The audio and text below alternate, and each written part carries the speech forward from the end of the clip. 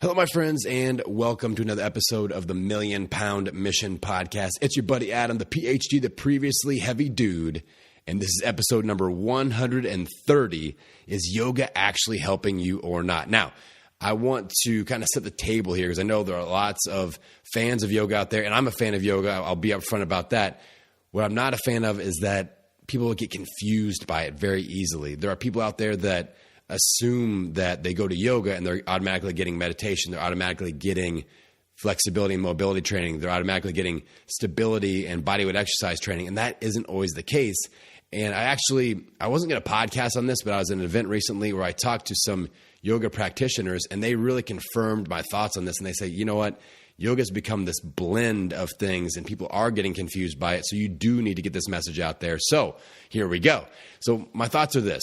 There are a lot of people out there that enjoy yoga and they go really often. I've got clients at my hometown studio. We don't offer yoga. It's not what I specialize in, so I don't do that. It's not what I'm great at, so I don't do it. We refer that out.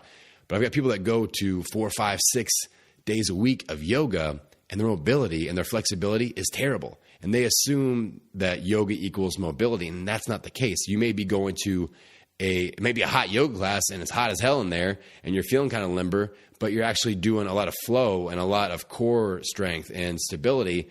So you can't make that assumption that you automatically get the mobility training. So another mistake people make is they assume that there's going to be a meditative implementation or a meditation factor that is implemented into the workout. And that's not always the case either. So people go to de-stress and they're just going through these hard as hell workouts, or it's hot as hell and hard as hell, and they don't come out feeling any better.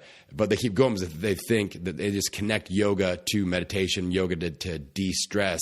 So I just want you guys to just step back and think, all right, if I'm going to yoga, what am I trying to accomplish? Am I trying to get more fit? Am I trying to meditate? Am I trying to de-stress? Am I trying to get more mobile, more flexible?